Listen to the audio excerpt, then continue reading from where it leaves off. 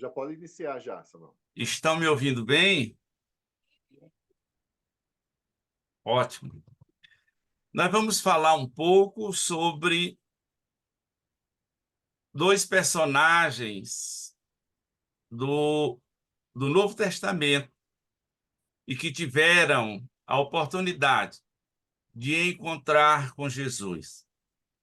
Lembrando que cada personagem representa um arquétipo em que nós podemos aproveitá-los a fim de nortear as nossas ações, a nossa vida aqui na Terra.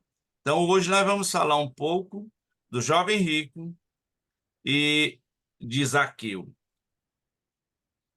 Allan Kardec, de maneira muito sábia, como é próprio dele, reúne esses dois personagens em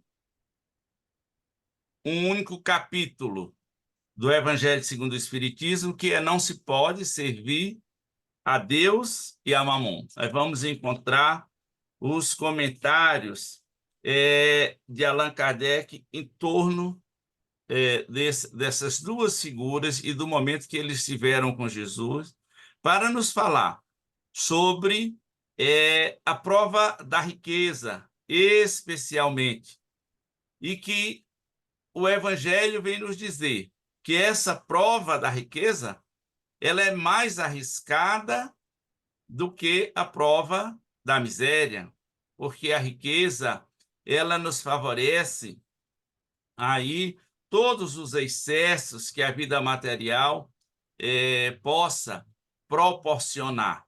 Por isso, a prova da riqueza ela é sempre um risco muito grande para o espírito, embora não seja de forma alguma e não poderia ser um obstáculo, digamos assim, absoluto ao progresso da alma, ao seu crescimento, ao seu desenvolvimento.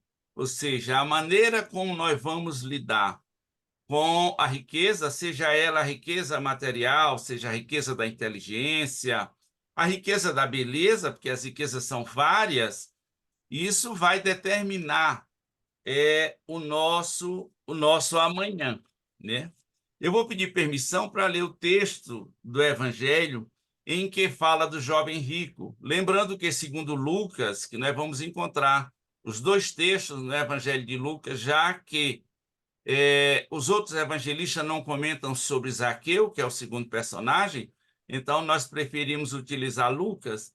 E esse encontro, ele se dá quando Jesus fazia a sua última viagem antes da crucificação. Conforme está lá nos evangelhos, Jesus saíra de Cafarnaum, na Galileia, no norte, e descera a Jerusalém, isso falando de norte para sul.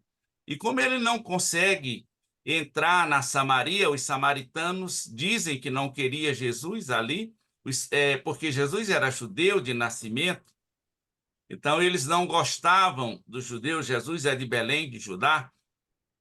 Então Jesus não consegue entrar na Samaria, diz o Evangelho. É aquele instante em que João Evangelista e o seu irmão Tiago perguntam a Jesus se não seria interessante que viesse uma chuva de fogo sobre os samaritanos, dizimando-os. É aí que Jesus vai chamá-los de filhos do trovão, ou Boanerges.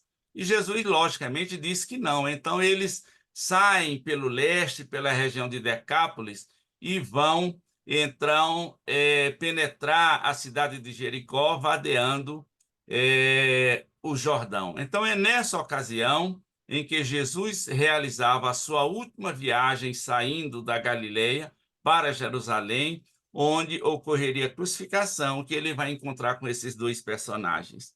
Na passagem do jovem rico, do mancebo rico, alguns colocam simplesmente o homem, dependendo do evangelho, porque ele está nos outros sinóticos.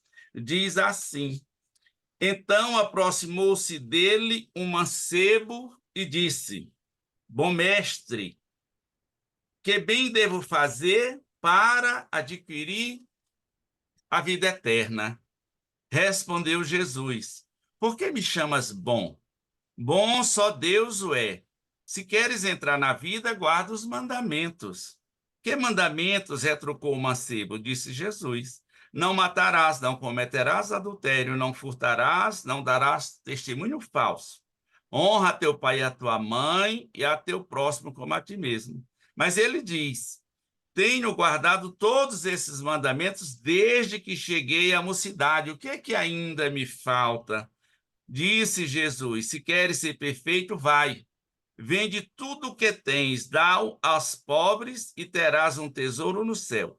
Depois vem e segue-me. E o Evangelho diz que, ouvindo essas palavras, o moço se foi tristonho, porque possuía muitos haveres. É quando Jesus vai dizer que mais difícil um rico entrar no reino dos céus do que um camelo passar no buraco de uma agulha. Então, nós temos aí o primeiro personagem para nós meditarmos em torno dessa questão da prova da riqueza, que é o jovem rico. Diz a tradição cristã que ele realmente era muito rico. Ele era discípulo de Hilel. À época de Jesus, existiram dois mestres em Israel, ou dois rabinos, que ficaram muito conhecidos, que era Hilel e Shammai.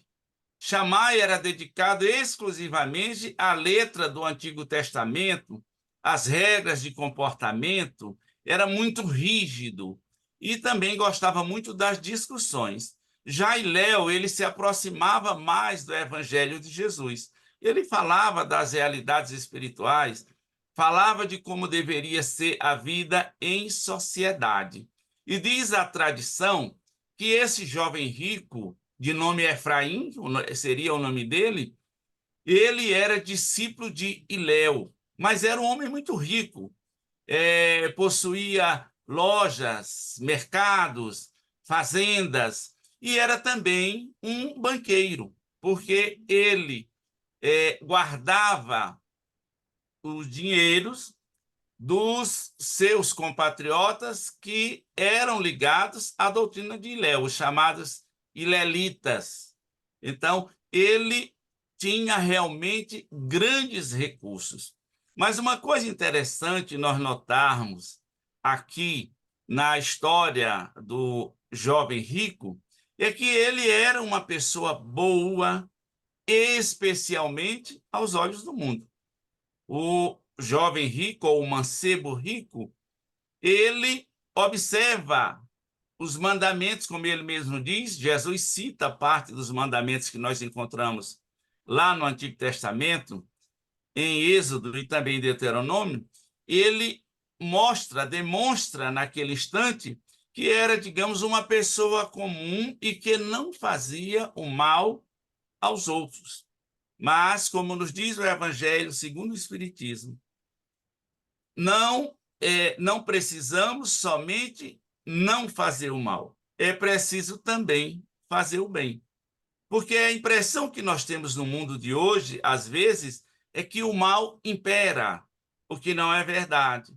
Já que a Terra tem avançado e nós estamos aí em franco caminho para a condição de mundo de regeneração, ou mundo regenerador. O que acontece é que aqueles que não fazem o mal também não fazem o bem. Então, o mal aparece com maior proeminência. Então, esse jovem rico, desse encontro com Jesus, ele era uma pessoa que não fazia o mal, mas que não consegue, como diz o Evangelho, vencer o apego aos bens materiais. A sua fé, o seu interesse espiritual, ele não foi capaz de superar o seu apego aos bens terrenos. É por isso que, nesse capítulo também, vai nos dizer o Evangelho segundo o Espiritismo que o apego aos bens terrenos é o mais forte óbice ao nosso progresso espiritual. Ou seja, não é nós sermos ricos ou não, porque Deus não iria dar a riqueza a quem quer que fosse, se isso fosse motivo para que não alcançasse a realização espiritual. Não. Existe um emprego adequado da fortuna. E seria negar também, como nos chama a atenção os espíritos, a lei do trabalho, que a fortuna pode ser adquirida pelo trabalho.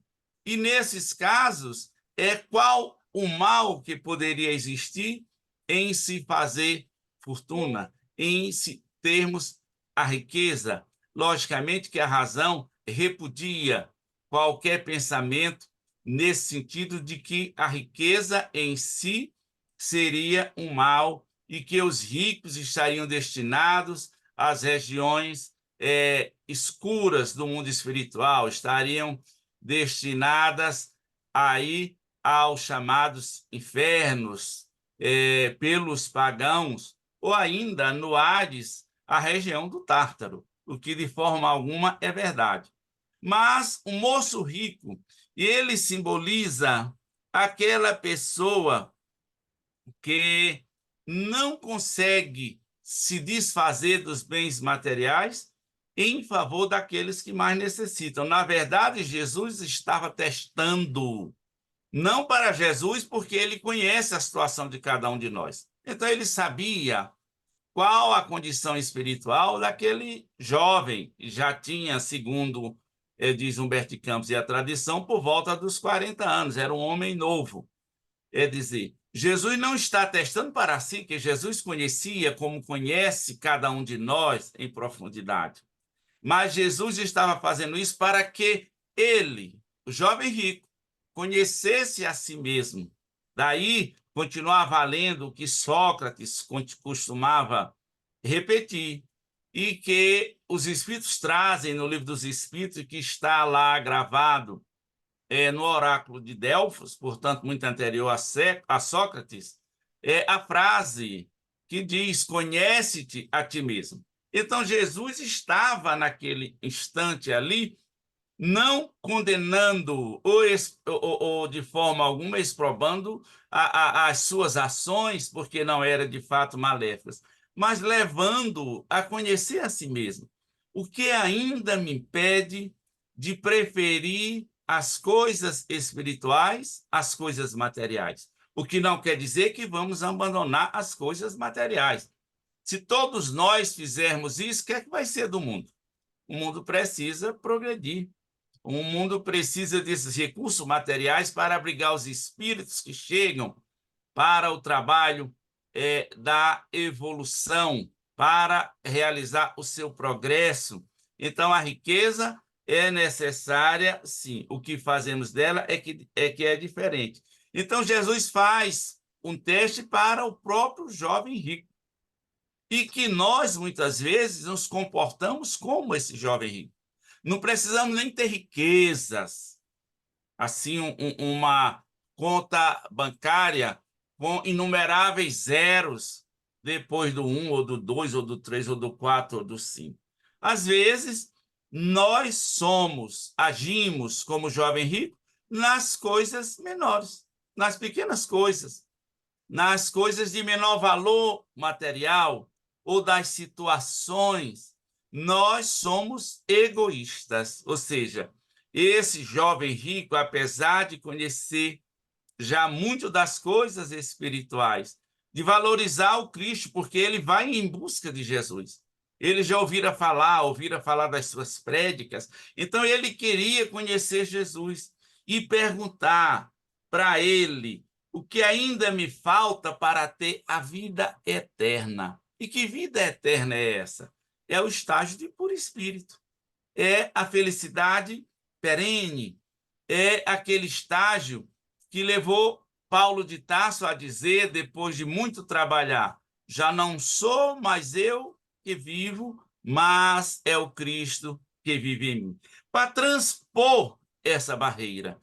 E nesse instante que a alma consegue essa realização, nós somos capazes, seremos capazes de lidar com a riqueza com muita facilidade, assim como também com a pobreza. Paulo de Tarso também nos diz: aprendi a lidar com a abundância e com a escassez, ou seja, fez as duas provas e passou nas duas provas, porque o Espírito precisa disso, para poder usar essas coisas. Então, esse jovem rico não era um espírito inferior, não era alguém,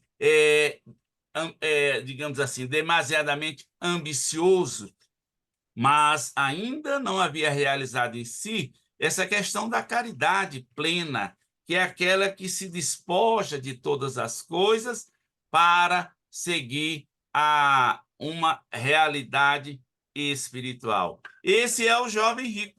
E muitas vezes nós somos esses jovens ricos quando negamos qualquer ajuda àqueles que mais necessitam e que passam por nós, convivem conosco. Então, é para observarmos a nós mesmos. O que é que nos falta, como esse jovem? O que nos falta para alcançarmos a vida eterna? E aí, nós vamos decidir, descobrindo isso, que caminho nós vamos seguir. No caso do jovem rico, ele deixa para depois, deixa para amanhã. Ele não segue Jesus naquele instante. E aqui eu lembro de Emmanuel, guia espiritual do Chico, na sua obra há 2000 anos, quando ele vai relatar para nós o seu encontro com Jesus e que Jesus o convida para segui-lo. Mas ele também, em função de todas as coisas, da sua posição social, que era senador, das suas riquezas, ele não foi capaz, naquele instante, de seguir Jesus naquele segundo luminoso. E por isso, ainda por algumas encarnações, lutou bastante e hoje nós sabemos que é um espírito de alta hierarquia. Mas as propostas divinas, elas são sempre postas a nós. E dentro desse aspecto ainda da riqueza, nós temos uma outra figura que teve uma posição diferente, que foi Zaqueu, o publicano, que encontra Jesus também nessa última viagem. Os evangelhos narram que quando Jesus passa o Jordão e entra em Jericó, conforme está em Lucas, diz que era final de dia, era tardinha, e havia uma movimentação muito grande em Jericó, porque Jericó, ela era passagem de caravanas, de mercadores, de peregrinos que se dirigiam a Jerusalém, e era talvez a maior aduana da Palestina naquela época. Era uma região muito rica. Jericó era chamada, nós vamos encontrar isso no Antigo Testamento, de Cidade das Palmeiras. Ela foi embelezada por Herodes e muitos outros governantes. Ela tinha um clima mais ameno, apesar de que ela fica numa depressão, na maior depressão, inclusive, que temos no planeta é naquela região. Ela era muito arborizada, os rios. Então, era um lugar, inclusive, de veraneio para muitos potentados, no período de frio, que descia ali a Jericó. Então, era uma cidade muito rica. Zaqueu era o chefe dos publicanos naquela cidade. E naquela época, Israel vivia sob o senhorio romano. Roma, desde o ano 63 a.C., com Pompeu, havia ali dominado a região, aqui eles chamam de Palestina, que traduzindo quer dizer terra dos filisteus, porque a Palestina, aquela região, era dos filisteus, e os hebreus a tomaram quando chegaram ali, mais ou menos aí, pouco mais de 2000 anos passados. Então, nessa região ali que era muito rica, Roma estabelecera para todas as suas, digamos assim, para todos os seus distritos, ou todos aqueles povos que haviam sido dominados, uma nova forma de arrecadação de tributos. Aquela época, o governo romano, isso nós vamos encontrar no direito romano, eles faziam uma asta pública do direito de cobrança de impostos. Desde o ano 123 a 122 a.C., que os irmãos Tibério e Caio Graco haviam estabelecido isso para todas as províncias romanas. De modo que quem conseguisse ali arrematar o direito à cobrança de impostos naquele período, que era feito por 5 anos, já tinha que ter recurso em mãos, em caixa, para depositar ao erário romano. E aí ficava com o direito de cobrar os impostos a partir dali por 5 anos. Quer dizer que quem conseguia o direito de arrecadar impostos naquelas regiões tinham que ser pessoas já muito ricas. E Zaqueu já era muito rico. E a partir daí eles cobravam o que queriam, não havia uma fiscalização sobre o que cobrava. Então, os publicanos, eles pagavam 1 a Roma e cobravam 5 do seu próprio povo. Por isso eram tidos como pessoas de má vida. Os judeus não gostavam dos publicanos, que esse nome vem de público. Era um servidor público. É como se fosse aqui no Brasil, digamos assim, os funcionários da Receita Federal, da Receita Estadual, eles eram chamados de publicanos porque prestavam serviço público aos governos. Então, Zaqueu já era muito rico. Da mesma forma do jovem rico, a tradição diz que Zaqueu, além de banqueiro, tinha várias lojas, armazéns, era um homem profundamente rico. E ele era chefe dos publicanos. Então, tinha muitos publicanos a seu serviço. Quando a gente olha Mateus lá na coletoria, na alfândega de Cafarnaum, ele era publicano. Zaqueu era chefe dos publicanos, ou seja, era alguém que tinha muito dinheiro. Então, Zaqueu era um homem muito rico e diz que naquele final de tarde, quando Jesus entra em Jericó, a multidão o acompanhava, o cercava, e Zaqueu ouve que o Rabi Nazareno estava chegando em Jericó. E ele já de muito, ele gostaria de conhecer Jesus, queria ouvi-lo. Quem sabe falar com ele? Esse era um desejo de Zaqueu. E diz então que ele vai em busca de Jesus. Ao invés de ir para casa, estava tudo já fechando, ele vai em busca de Jesus. Mas Zaqueu era baixinho. Jesus, cercado pela multidão, está lá no Evangelho, ele não consegue ver Jesus. Como ele não consegue ver Jesus, ele corre à frente da multidão e sobe no sicômoro para ver Jesus. E ali observa os passos de Jesus e procura ouvir o que Jesus dizia enquanto caminhava com a multidão. Zaqueu era baixinho. Muita gente, às vezes, quando representa Zaqueu no encontro de Jesus, como Zaqueu era baixinho, bota ele em cima de uma moita. Mas o sicômoro atinge de 25 a 30 metros. É tanto que o Evangelho diz que quando Jesus chegou sob o sicômoro, levantou a vista para ver Zaqueu. Então era uma árvore alta, não era uma árvore baixinha. E Jesus, naquela entrada, ele havia curado o cego Bartimeu, conforme está em Marcos. Marcos coloca na saída que Jesus saíra quando curou Bartimeu. Mateus também diz que Jesus saía já de Jericó e coloca 2 cegos. Mas Lucas diz que era só um que foi na entrada. Estamos tratando de Lucas. Essas são as pequenas diferenças que nós encontramos nos evangelhos. Mas em Lucas, Jesus entra na cidade e cura Bartimeu. É quando Zaqueu ouve dizer que Jesus curara o cego Bartimeu. É quando ele vai em encontro. E Jesus, nessa hora, diz para Zaqueu: Zaqueu, desce depressa, porque hoje me convém pernoitar em tua casa.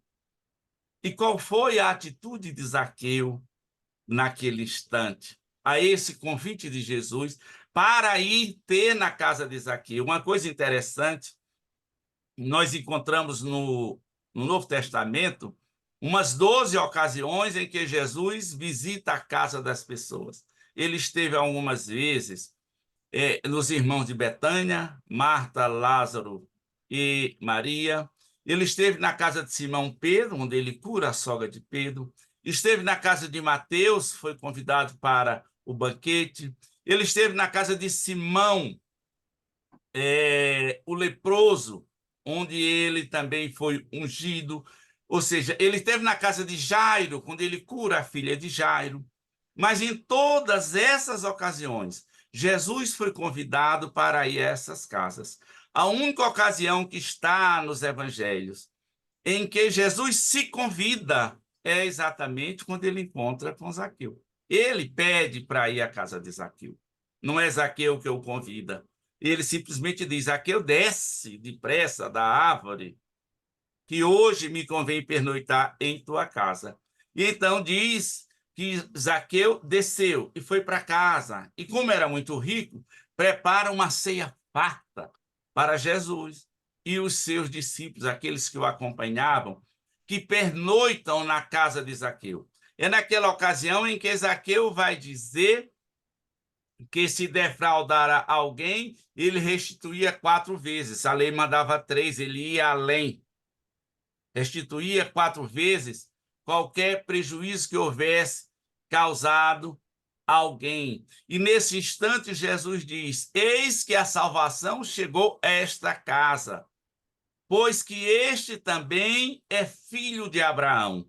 E o que quer dizer a expressão filho de Abraão dentro da tradição judaica? Quer dizer herdeiro dos céus. Os filhos de Abraão são os herdeiros dos céus. Então Jesus estava dizendo, naquele instante, para todos aqueles que ali estavam, que Zaqueu também era herdeiro dos céus, porque nós somos todos filhos de Abraão. Então Jesus vai dizer que veio salvar o que estava perdido. Como Zaqueu já anelava conhecer Jesus, nós podemos dizer que Jesus buscava Zaqueu, mas Zaqueu já buscava Jesus.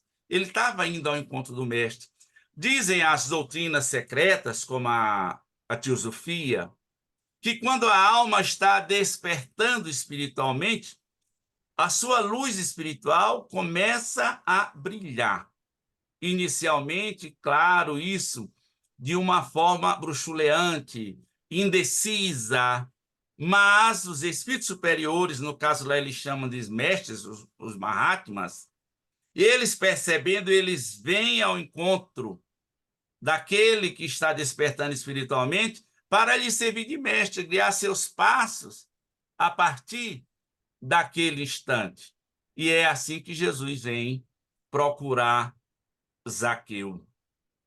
O Espiritismo nos fala da glândula pineal, como sendo a glândula da espiritualidade e que ela brilha à medida em que nós avançamos espiritualmente. E aí nós vemos uma relação com o que a filosofia nos diz, sem fazer, digamos assim, sem falar diretamente na glândula pineal. Mas Zaqueu já despertava para as realidades espirituais.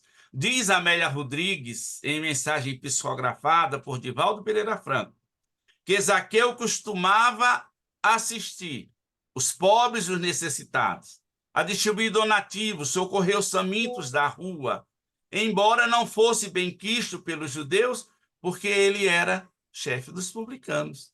Alguns recebiam os donativos de Zaqueu, mas não queria conversar com eles, e disse que tinha até quem recusava. Humberto de Campos vai nos dizer, pelo lápis de Chico Xavier, que Zaqueu, naquela época, ele dava emprego a todos aqueles que necessitavam, a todos os cidadãos que precisavam, ele promovia esse progresso e dava emprego digno a essas pessoas. Então, já era uma alma que buscava essa realização e estava tendo a prova da riqueza. Por isso, Jesus... Vocês desculpa, eu tenho que tomar água de vez em quando. Brasília é muito seco. Eu tomo 2, 3 litros de água por dia, falando então. Mas Jesus vem em busca de Zaqueu.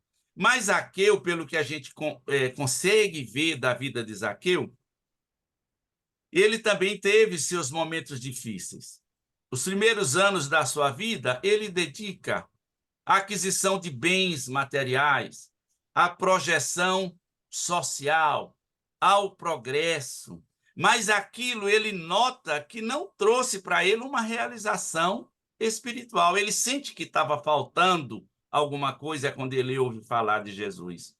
O filósofo, o pessimista alemão Arthur Schopenhauer, ele nos diz que, isso falando do homem comum, que a vida é como um pêndulo que oscila entre a necessidade e o tédio.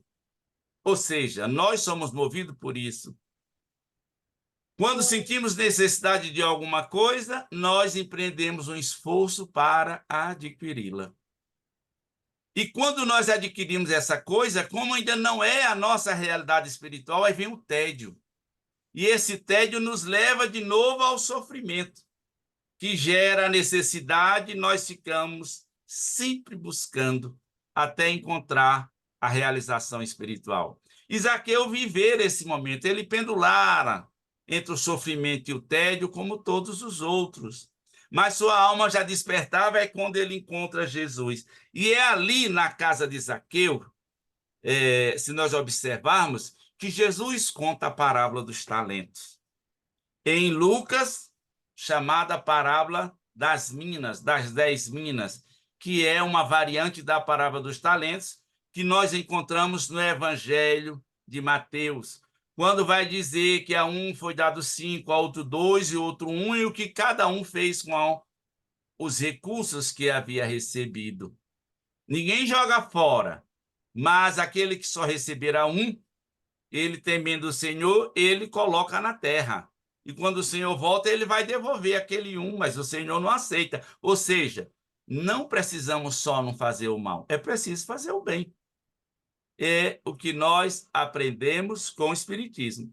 Então, ali, Jesus conta a parábola dos talentos na casa de Zaqueu. Imaginemos a beleza espiritual de se receber Jesus em sua casa. E Jesus se convidou a ir à casa de Zaqueu e ali conversar, contar a parábola dos talentos. Diz a tradição que depois desse dia, Zaqueu distribui os seus bens com os pobres, inteiramente, e a sua família se torna cristã. Tanto ele, como a mulher, como os filhos, diz a tradição cristã, eles seguem o Cristo. E Zaqueu, então, diferente do jovem rico que teve o apego aos bens materiais, ele deixa tudo para seguir Jesus. Clemente de Alexandria, um dos pais da igreja primitiva ainda, antes do século III, depois de Cristo, ele vai nos dizer que Zaqueu seguiu Jesus e depois se tornou discípulo de Pedro, o São Pedro da Igreja Católica, vindo a se tornar o bispo da Igreja de Cesareia Marítima, ou seja, ele se envolve completamente ali com o trabalho do cristianismo. Nós vamos encontrar no livro da Ivone do Amaral Pereira, Ressurreição e Vida, do Tolstói, logo no início, o Espírito Tolstói vai nos falar de uma reunião no mundo espiritual, em que um espírito de aspecto israelita conversava com um aglomerado de jovens, falando das coisas espirituais e falando da sua experiência quando ele conhecera Jesus aqui na Terra. E aí, Tolstói disse que se aproxima para ver quem era, e dizem para ele que era Zaqueu, que estava com essa reunião no mundo espiritual. E ali, Zaqueu, em espírito, pela Ivone Pereira, vai dizer que naquele dia já deixou tudo e seguiu Jesus. Era a última semana da vida de Jesus. Assiste à crucificação, mas os apóstolos inicialmente têm dificuldade em aceitá-lo, porque sabiam que ele era o publicano. Então, ele se esforçou bastante para se vincular ao cristianismo nascente. e passa a assumir o nome de Matias. Alguns até confundem ele com Matias que substitui Judas, conforme está lá em Atos dos Apóstolos, na eleição daquele que substituiria Judas. Mas esse Matias é outro. Mas Zaqueu soube abdicar dos bens terrenos em favor de uma realização espiritual. E desde então tem seguido Jesus. Também é Dona Ivone do Amaral Pereira, o Chico também fala isso, mas Dona Ivone do Amaral Pereira, ela diz que a última reencarnação de Zaqueu na Terra foi como Bezerra de Menezes, espírita, muito conhecido de todos nós, cearense lá da minha terra, que eu também sou do Ceará. Foi a última reencarnação de Zaqueu na Terra, foi como Bezerra. Mas teve outras encarnações, como nós vamos encontrá-lo na figura de Apio Corvino, em Ave Cristo, psicografado pelo Chico Xavier. É Bezerra que retorna aí à Terra em uma das suas reencarnações, junto ao cristianismo, que naquela época estava em desenvolvimento, que só passa a ser religião oficial de Roma por aquele período, mais um pouco de tempo depois é que isso se consolida. Então, Zaqueu, ele segue Jesus a partir daquele encontro e já o buscava, logicamente, antes, porque a natureza não dá salto. E lógico que algumas almas conseguem fazer um esforço maior e conseguem encurtar esse tempo que as separam aí da realidade espiritual. Mas quando nós olhamos para o jovem rico, que não era um homem mau, mas só apegado às coisas da matéria, e olhamos Zaqueu, que também era um homem rico, muito rico, e que abdica da sua riqueza, da sua posição social, em favor da sua realização espiritual, nós começamos a pensar o que essas lições trazem para nós. O que vale para nós mais? Termos uma coisa efêmera, passageira, termos um apego a essas coisas bastante acentuada, ou devemos, pelo menos gradativamente, ir caminhando noutra direção? Não quer dizer que nós vamos ter que fazer como Zaqueu e todos os bens entregar aos necessitados, que aí nós mesmos podemos passar a ser necessitados, vamos dar trabalho aos outros. Mas é não ter aquele apego, é dividir algo, é fazer o bem com a fortuna que tenhamos. E essa fortuna, como dissemos, ela não é só o recurso amoedado, é a inteligência, por exemplo. Quanta gente rica de inteligência não usa só para as coisas fúteis, para a degradação humana, e também para fomentar a intriga, a disputa, a inveja, o ciúme. Isso é um uso dessa riqueza que nós também temos. A riqueza da saúde, quanta gente não usa a saúde para fazer o mal, e muitas vezes nós fazemos esse mal em escalas pequeninas, porque não somos mais daqueles que se esbaldam na criminalidade. Mas as nossas atitudes diárias, elas vão determinando isso. Então, é para a nossa reflexão, que consequência nós podemos tirar desse encontro de Jesus com o jovem rico e com Zaqueu?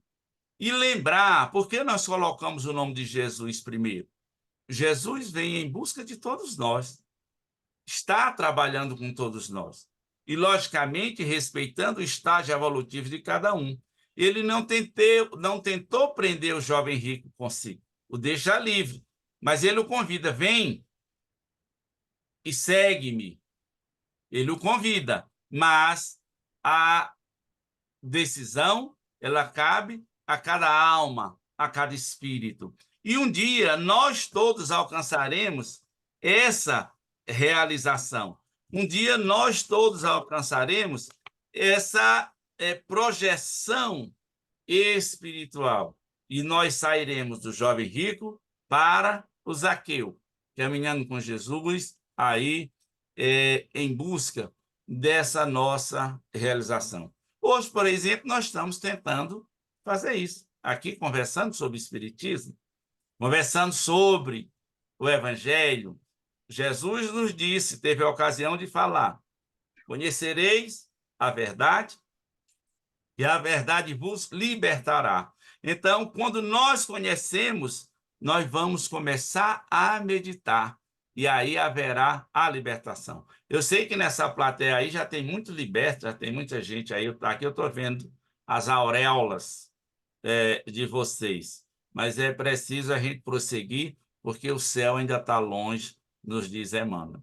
Uma alegria estar com vocês. Eu acho que nosso tempo está se esgotando, pelo que eu vi, até aqui no meu horário 15h45, né, para que você dê continuidade e dizer que da gratidão de estar com vocês na manhã de vocês, na tarde aqui do Brasil, e agradecer a Jesus uma vez mais pela bênção da doutrina espírita em nossas vidas. Obrigado. Obrigada, Samuel. Então, mais uma vez, a gente agradece, né, essa oportunidade de a gente poder conhecer mais. E hoje, a palestra de hoje falou muito sobre Jesus, né? E, na verdade, é o que o nosso objetivo é conhecê-lo para a gente se melhorar. É através dele que a gente se melhora. A palestra de hoje, ela me trouxe duas reflexões. Uma sobre a humildade, que a humildade ela não está relacionada com os seus bens materiais, né? Está relacionada com a sua espiritualidade, da forma que você enxerga o seu próximo. Porque tanto o rico quanto o menos favorecido materialmente pode se servir ao próximo. E o outro ponto é que riqueza todos nós temos uma riqueza nata, né, que ninguém pode nos tirar, que também é o tempo. E muitas vezes a gente tem que deixar um pouco dessa riqueza de lado, do nosso tempo egoísta, para poder se dedicar ao próximo. Porque a gente sabe que sem a caridade não existe salvação. Então, você prestar o serviço e ajudar o seu próximo, seja da forma que for, não é com questões só materiais, mas como uma palavra, um ombro, né? Só ouvir a pessoa, isso já faz parte do apoio ao próximo, do amor ao próximo. Então, Samuel, muito obrigado mais uma vez por essa reflexão, por essa palestra, que foi realmente muito edificante para todos nós. Então, agora nós vamos ter as vibrações, que a Lívia vai conduzir as vibrações. Aí teremos a oração de encerramento pela Berta. Aí a gente encerra a transmissão online, que a gente só continua presencial, que será feito os passes, que a gente não faz a transmissão. Lembrando um detalhe, que aqueles que já fizeram a reserva do jantar, os convites estão ali prontos, você pode retirar, né, na saída. Então, muito obrigado mais uma vez. Então, agora eu passo a palavra para a Lívia. Obrigado a vocês. Eu vou ter que me retirar, como eu disse, eu tenho um outro compromisso. Muita paz. Que a gente Obrigada, Samuel. Muito obrigada.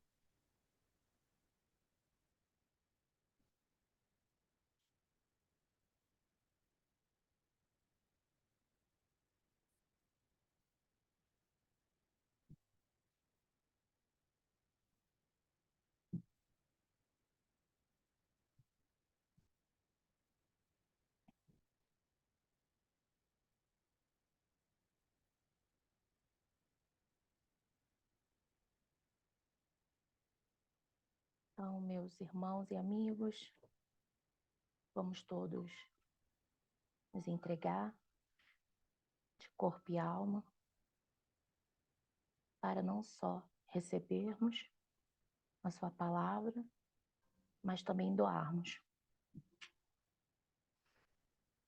E essas vibrações nós queremos emanar nossos fluidos de amor, de paz, de cura, para todos os nossos irmãos em sofrimento na Terra. Vamos imaginar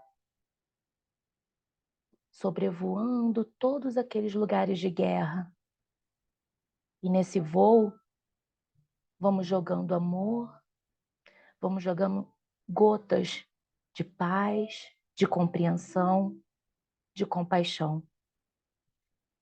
para aqueles irmãos que ainda não acharam, para aqueles irmãos que estão sem esperança nesse momento, para que eles possam achar a força e a vontade de lutar e prosseguir.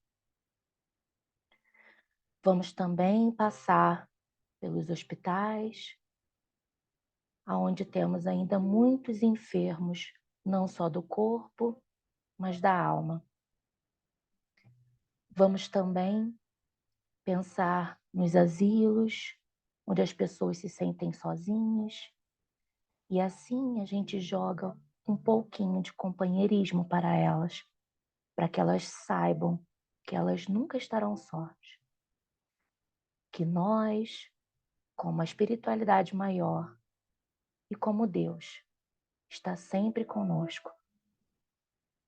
Vamos também sobrevoar os nossos lares, os lares dos nossos familiares e amigos, e assim, em forma de abraço, mostrar-lhes o nosso amor. E agora, meus irmãos, estamos aqui, presentes de corpo. Vamos também pensar em nós, aqui no grupo, ou os que estão em casa, que também merecemos um pouco das nossas próprias vibrações. Vamos pensar que estamos sendo abraçados com amor e carinho pela palavra do nosso Mestre. E assim, nós absorvemos cada gota do seu amor. Porque só assim podemos distribuí-lo. E assim, aos poucos, vamos retornando nessa viagem de amor e caridade para a nossa prece final.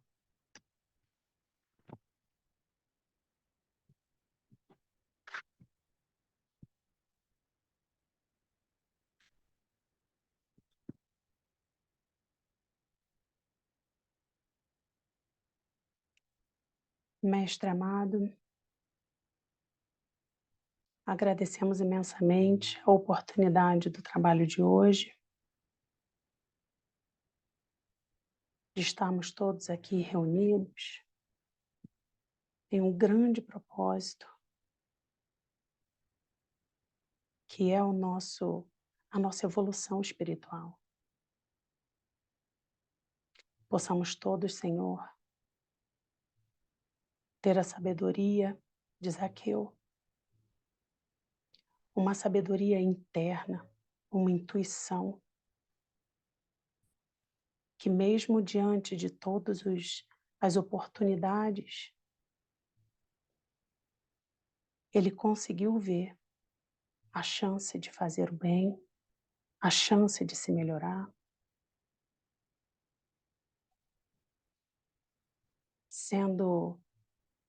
provendo emprego às pessoas da sua comunidade e também na oportunidade de remissão dos seus erros, quando Jesus esteve em sua casa.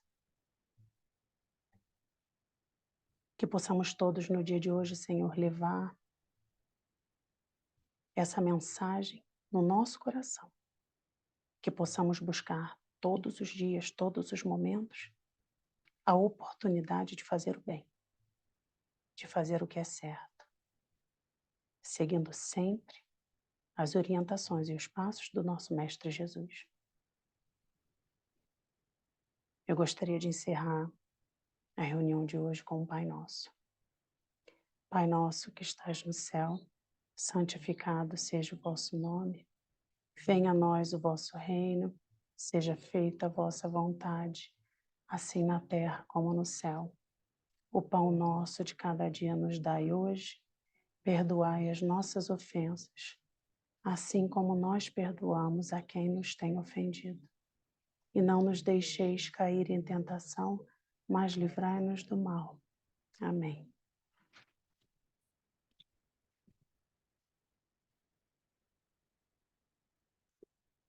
Pessoal, então a gente dá por encerrado a palestra de hoje, né, que precisamos então retornar para o nosso lar em prece e com conforto espiritual. Então, agora, Mara, nós vamos encerrar a transmissão online. Então, o pessoal que está em casa, tenha um bom domingo, né? Faça suas vibrações e nós vamos dar início, então, às vibrações aqui no centro. Muito obrigado, pessoal. Tenha um bom domingo. Até mais. Tchau, bom domingo, gente. Bom domingo. Tchau, tchau. Tchau, tchau.